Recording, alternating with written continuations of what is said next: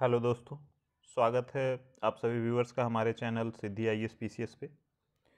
जैसा कि मैंने प्रॉमिस किया था कि मैं अपना BPSC 66 का जो कॉपी है, GS के भी कॉपीज़ मैं शेयर करूंगा। मैथली ऑप्शनल का ऑलरेडी अपलोड किया जा चुका है, तो GS 1 का कॉपी हम लोग इस वीडियो में देखेंगे। तो इसमें क्या क्या आंसर लिखा गया है, कैसे उसको प्रेजेंट किया गया है, प्लस साथ में और बेहतर इसको कैसे कर सकते थे, इसमें और क्या इनपुट डाल के बेहतर मार्क्स लाया जा सकता था। तो ये सारी चीज़ों पे हम लोग इस वीडियो में बात करने वाले हैं।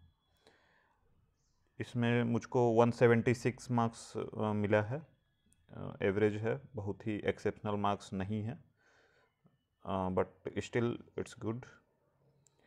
तो इसमें सेक्शन 1 में आते हैं, हिस्ट्री वाला सेक्शन। तो इस वाले सेक्शन में जो मैंने क्वेश्चन अटेम्प्ट किया है वो है चंपारण सत्याग्रह वाला। चंपारण सत्याग्रह किस तरीके से वाटर शेड मूवमेंट था। तो इसका जो इंट्रोडक्शन मैंने दिया है कि चंपारण सत्याग्रह क्या था, कब हुआ था, किस चीज़ के अगेंस्ट में था, तो ये इंट्रोडक्शन में मैंने यहाँ पे लिख दिया है। इस चीज़ को इंट्रोडक्शन उसी के रिगार्डिंग है कि क्या क्या फैक्टर थे, क्या क्या चीज़ें थी। उसके बाद फिर गांधी जी इन्वॉल्व हुए, किन के कॉल पे आए। बिल्कुल सिंपल सी बात, कोई बहुत ज़्यादा फैक्ट ओवरलोडेड नहीं है। अब इसको जो मेन क्वेश्चन है उस पे यहाँ पे आ गया है मेरा आंसर में। तो वाटर शेड मूवमेंट कैसे था, इसको मैंने डिफरेंट डिफरेंट एंगल से दिखाया है कि ये गांधी जी का पहला इवेंट था भारत में, पहला कोई भी इस तरीके का पब्लिक सपोर्ट में पहला चीज़ था। फिर इन्होंने पहली बार सिविल डिसोबीडियंस का टूल यहाँ पे अप्लाई किया, सविनय अवज्ञा। फिर गांधी जी को रिकॉग्नाइज किया गया सरकार के द्वारा, जब वो चंपारण को छोड़ने बोला गया, जब वो चंपारण छोड़ नहीं रहे थे तब जो कमेटी बनाई गई उसमें उन्हें सदस्यता दी गई। फिर गांधी जी को एज ए मास लीडर ये यहाँ पे लोगों के बीच में उनका बन गया। फिर गांधीयन जो टूल्स थे उनको रिकॉग्निशन मिला, satyagraha, passive resistance, peaceful protest, truth and non violence, इस चीज़ का इफेक्टिवनेस देखने को मिला, ये रिकॉग्नाइज किया गया आगे के स्ट्रक्चर में, इसको फिर आगे यूज किया गया। फिर गांधी जी को as a leader of nation, इसके बाद फिर वो धीरे धीरे देखने में मिला, यही नॉन कॉपरेशन मूवमेंट तक आते आते अनडिस्प्यूटेड लीडर वो बन चुके थे। तो ये सारे पॉइंट के बेसिस पे मैंने इसको लिखा है और लास्ट में इसको कंक्लूड फाइनली कर दिया है। तो इसमें मुझे 20 नंबर मिले हैं। तो ये आंसर मैंने इस तरीके से लिखा है। इसका मॉडल आंसर जो है ऑलरेडी, इसका आंसर जब हम लोगों ने डिस्कस किया था तो उस समय पे मैंने काफ़ी सारे पॉइंट्स और भी ऐड किए थे, तो वो आप देख सकते हैं, उसके हिसाब से इसको और इनरिच किया जा सकता है। नेक्स्ट क्वेश्चन आपका पटना कलम चित्रकला को लेके है।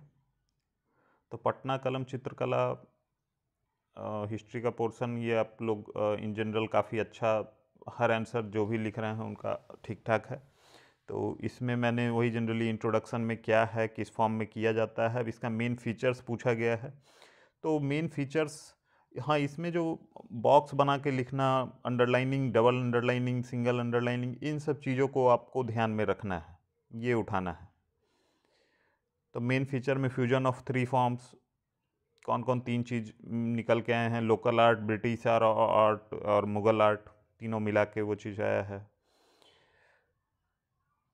Second point, dispersal of painters, Aurangzeb का जब वो मुग़ल सल्तनत में आए तो उनका पैट्रनेज, मुगल्स का पैट्रनेज घटा था, जिससे कि बाकी सारे पेंटर दूसरे दूसरे पार्ट में चले गए, और वही जो है पटना कलम चित्रकला का भी उससे स्टार्ट हुआ।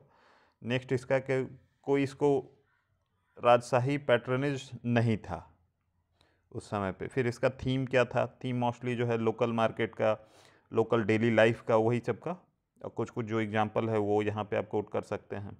इसमें बेस कैसा यूज करते थे, कलर किस चीज़ से प्राप्त होता था, नेचुरल कलर्स यूज करते थे, बैकग्राउंड किस तरीके का होता था, टेक्निक इसमें कजली स्याही यूज करते थे। अब इसमें जो है थोड़ा सा मैंने यहाँ पे रीजन फॉर डिक्लाइन एक्चुअली पूछा नहीं गया है, बट स्टिल अगर आप मेंशन करेंगे तो अच्छा रहेगा। तो इसमें 3-4 पॉइंट छोटा सा, क्योंकि बहुत ही कोर ये पूछा नहीं गया है तो इसको आप ज़्यादा जगह नहीं दे सकते हैं। तो डिक्लाइन का 3-4 कारण मैंने यहाँ पे दे दिया है। उसके बाद फिर रिसेंट में 2010 में बिहार गवर्नमेंट ने डिसाइड किया था कि पटना कलम चित्रकला को प्रमोट करना है, इसके लिए स्टेट कैलेंडर का थीम इसको 2010 का बनाया था। तो ये चीज़ है, तो इसके हिसाब से फिर फाइनली मैंने इसको कंक्लूड कर दिया है। तो इसमें मुझे 22 मार्क्स मिले हैं। नेक्स्ट है मेरा तीसरा क्वेश्चन। तीसरा क्वेश्चन मैंने उठाया था, जो 2 क्वेश्चंस होते हैं ए और बी वाला, वो वाला उठाया था। तो अगर आप ए और बी वाले में अगर ज़्यादा कंफर्टेबल हैं तो कोशिश करें उसको उठाने का, क्योंकि उसमें 2 पार्ट में बढ़ जाता है तो उसमें मार्क्स ज़्यादा मिलने की संभावना होती है। और पहला क्वेश्चन है कि गांधी जी का व्यू ऑन सत्याग्रह। तो इसमें मैंने सत्याग्रह कहाँ से गांधी जी सीखे, कहाँ पे उन्होंने पहली बार प्रैक्टिस किया, इस चीज़ को इंट्रोडक्शन में लिखा है। उसके बाद फिर जो बेसिक उसका इसेंस है उस पर मैंने बात किया है कि remain truthful and non violent. फिर उसके बाद फिर कुछ कुछ कोट्स हैं गांधी जी के, उसको यूज करके मैंने इस आंसर को पूरे तरीके से ड्राफ्ट किया है। जैसे hate the evil not the evil doer. फिर जो है ये टूल कौन यूज करेगा, किसके लिए है, तो it is a tool of brave, be can not practice it. फिर उसको क्या क्या आपको सत्याग्रह प्रयोग करते समय क्या क्या चीज़ें आप में होनी चाहिए, उस चीज़ को मैंने यहाँ पे नेक्स्ट लिखा है। फिर गांधी जी इसके लिए ये भी देते हैं कैसे उस चीज़ को आपको, दुनिया आपको कैसे ट्रीट करेगी आप जब इसको यूज कर रहे हैं। तो first they ignore you, then they laugh at you, and then they fight, and then you win. ये इसका फ्लो है। लास्ट में फिर उसी चीज़ को मैंने दिखाया है कि टूल ऑफ सत्याग्रह को कैसे यूज किया है। यूज करने के बाद फिर उसी चीज़ को मैंने यहाँ एक्सप्लेन करके आगे बताया है। तो इस तरीके का जनरली बिहार में 3 पर्सनालिटीज़ हैं बीपीएससी का सिलेबस में। गांधी जी हैं, नेहरू जी हैं और टैगोर जी हैं। तो इन तीनों पर्सनालिटीज़ का आपको डिफरेंट डिफरेंट पर्सपेक्टिव पे उनका कोट उठा के नोट, अपना नोट्स उसको बना लेना है और उसी सारे कोट को यूज करके इस आंसर में डालना है। तो वो जब भी उनकी कही गई बात को आप उसमें डालेंगे तो वो एक अलग इम्पैक्ट क्रिएट करता है। तो ये आप नोट्स अगर बना लेते हैं, मास्टर नोट्स एक तरीके से, तो ये किसी भी क्वेश्चन में आप उनका यूज कर सकते हैं। कोई भी क्वेश्चन आ जाए, उनके डिफरेंट व्यू, एजुकेशन पे क्या माइंडसेट है, नेहरू जी का सेक्युलरिज्म पे क्या कहना है, गांधी जी का आपका विलेज इकोनॉमी उस पे क्या कहना है, कॉटेज इंडस्ट्री पे क्या कहना है। तो वो सारी चीज़ें आप उसको कलेक्ट कर लें, वो आपको इन जनरल भी काम आ जाएगा। बाकी कोई भी जीएस का भी अगर मान लीजिए आंसर आ रहा है तो वहाँ पे भी आप उसको कोट कर सकते हैं। तो इसका मल्टीपल यूसेज है, तो इस हिसाब से इसको करना ज़्यादा अच्छा रहेगा। फिर आ जाते हैं हम लोग नेक्स्ट पार्ट कि सुभाष चंद्र बोस एंड आईएनए। तो सुभाष चंद्र बोस और आईएनए में सुभाष चंद्र बोस जी का मैंने थोड़ा सा इस चीज़ को दिया है। उसके बाद फिर आईएनए को कैसे इन्होंने यूज किया उस चीज़ को मैंने दिखाया है। उन्होंने क्या नारा दिया, कैसे इस चीज़ धीरे धीरे बढ़ा, कौन कौन से रेजिमेंट्स थे इसमें। तो इसमें उसके बाद फिर लास्ट में ट्रायल में कैसे सपोर्ट मिल रहा था। तो लास्ट में रॉयल इंडियन नेवी इंसिडेंट इसी के बाद से स्टार्ट हुआ। तो इसमें भी टोटल मुझको 24 मार्क्स मिल गए हैं। दोनों क्वेश्चन में 12-12 नंबर मिल गए हैं। तो ये 2 पार्ट वाले को करना इस वजह से बेनिफिशियल थोड़ा सा हो जाता है। अब आ जाते हैं सेक्शन 2 में। तो सेक्शन 2 का जो पोर्शन है इसमें मैंने ब्रिक्स वाला जो क्वेश्चन था इसको उठाया था मैंने। और ब्रिक्स 12th ब्रिक्स समिट में क्या चीज़ें हुई थी, क्या प्रोग्रेस हुआ था, उस समय पे मुझको उतना ज़्यादा डिटेल में याद नहीं था। तो इन जनरल ही मैंने इसको क्वेश्चन को बढ़ाया था। तो इसका इंट्रोडक्शन में वही चीज़ मैंने डाल दिया कि वर्चुअल फॉर्म में हुआ था कोविड-19 की वजह से। फिर सिग्निफिकेंस, ब्रिक्स का सिग्निफिकेंस वो मैंने यहाँ पे थोड़ा सा दिखा दिया है कि ब्रिक्स कैसे इंपॉर्टेंट है। कितने परसेंट पॉपुलेशन, कितना परसेंट जीडीपी इमर्जिंग नेशंस का कंट्रीब्यूशन है, साउथ साउथ कॉपरेशन होता है इसमें, चेंजिंग वर्ल्ड ऑर्डर को दिखाता है। फिर आपका बहुत सारा इनिशिएटिव लिया गया है, जैसे ब्रिक्स बैंक है, करेंसी स्वैप फैसिलिटी, इस चीज़ को स्टार्ट किया गया है। उसके बाद जो मेजर क्वेश्चन था इसका, BRICS summit, 12th BRICS summit का मेजर इश्यूज, तो इसके अंदर की बातें मुझको बहुत ज़्यादा याद नहीं थी, तो जनरल पॉइंट्स मैंने यहाँ पे लिखा, जो कि गलत होने की संभावना कभी होती नहीं है। तो ग्लोबल स्टेबिलिटी, जो उस समय का सिचुएशन चल रहा है वो इन जनरल डिस्कस होगा, जैसे यूएस चाइना टेंशन, रसिया यूएसए टसल ये चल रहा था, तो उसको मैंने यहाँ पे मेंशन किया है। उसके अलावा फिर शेयर्ड सिक्योरिटी, फिर terrorism, climate change, in general ये चीज़ों पे बात होती है किसी भी समिट में। इनोवेटिव ग्रोथ, ग्रोथ वाले फैक्टर पे हम लोग, इंडस्ट्रियल रिवोल्यूशन, तो ये सारी चीज़ें मैंने यहाँ पे मेंशन किया था। एक्चुअली ये सारी चीज़ें तो इन जनरल हैं, लेकिन उसके अलावा जो पर्टिकुलर चीज़ें हुई थी उसको मैंने ब्रिक्स वाले वीडियो में कवर कर दिया है, तो आप वहाँ से जाके इसको कंप्लीट करके जाएंगे। फिर फर्दर जो मैंने यहाँ पे मेंशन किया, चैलेंजेज क्या क्या हैं ब्रिक्स में, तो वो मेंशन कर दिया है कि पावर एसिमेट्री है, एग्रेसिव चाइना, रसिया चाइना पाक एक्सिस वो ग्रो कर रहा है, कोविड-19 से हिट हो गई इकोनॉमी, चाइना उतना बेहतर कंप्लायंस नहीं दिखाता है। फिर लास्ट में मैंने इसको आगे बढ़ा के कंक्लूड किया है इन जनरल, तो ये आंसर मैंने यहाँ पे कंप्लीट कर दिया। अगला क्वेश्चन पूछा गया था, आत्मनिर्भर भारत रोजगार योजना। ये स्कीम के बारे में मुझको पूरा क्लियर कट आइडिया था नहीं, तो ये आंसर मैंने गलत लिखा था। इसमें मैंने आत्मनिर्भर भारत गरीब कल्याण योजना, उसका मैंने मैक्सिमम पार्ट दे दिया, और प्लस मनरेगा में जो एम्प्लॉयमेंट उस समय पे दिया जा रहा था वो दे दिया, जबकि वो पूरे तरीके से गलत है। तो उस सिचुएशन पे भी इस आंसर को देखना और डिस्कस करना, इसमें ज़्यादा कुछ है नहीं। तो स्टिल जो है इसका डिटेल्ड जो मॉडल आंसर है वो मैंने डिस्कस कर दिया था, जो हम लोगों ने पास्ट में देखा है उसमें क्या क्या चीज़ें होनी चाहिए रोज़गार बढ़ावा देने के लिए, कंपनीज़ को प्रमोट करने के लिए ये चीज़ लाया गया था। तो चूँकि ये आंसर उतना टू द मार्क नहीं था, तो इसमें सिर्फ 8 नंबर मिला मुझको। तो ये भी ध्यान में रखना है कि क्वेश्चन छोड़ना नहीं है। इन केस अगर आपको नहीं पता है तो कुछ रिलेवेंट बात उसमें कोशिश कीजिए कि लिख दें, ताकि कुछ भी आपको मिल जाए। जैसे 8 नंबर ही मुझको यहाँ पे मिल गया, तो ये एक पॉजिटिव चीज़ है।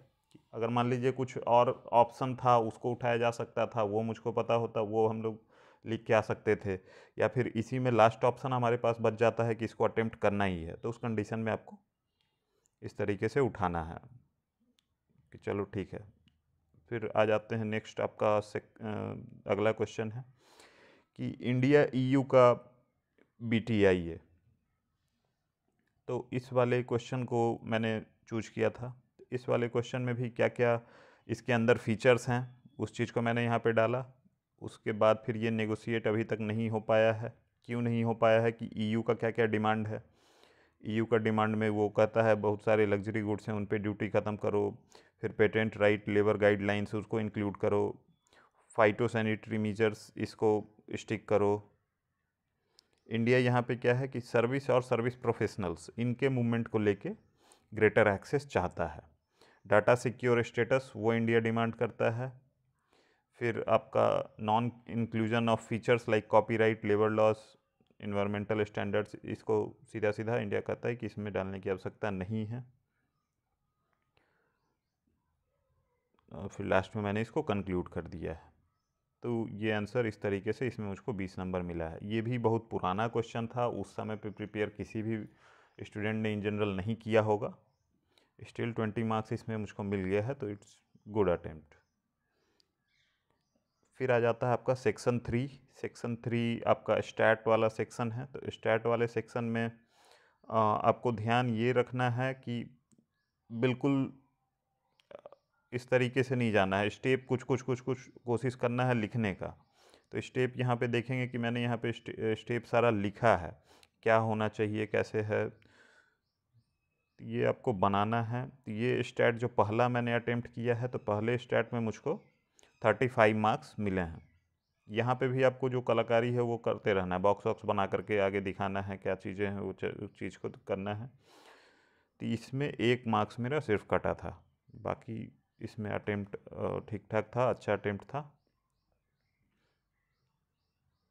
इसमें 5 पोर्शन थे, उसमें सबको मैंने अटेम्प्ट किया था। फिर उसके बाद फिर नेक्स्ट वाला जो स्टैट था वो मैंने यहाँ पे बनाया है। इसमें जो पहला क्वेश्चन था ये मेरा गलत हो गया था, ये आई थिंक लास्ट में परसेंटेज वाइज कुछ ऐसा है कि नहीं सही आया है, तो इसमें सिर्फ मुझको 2 मार्क्स दिया गया है।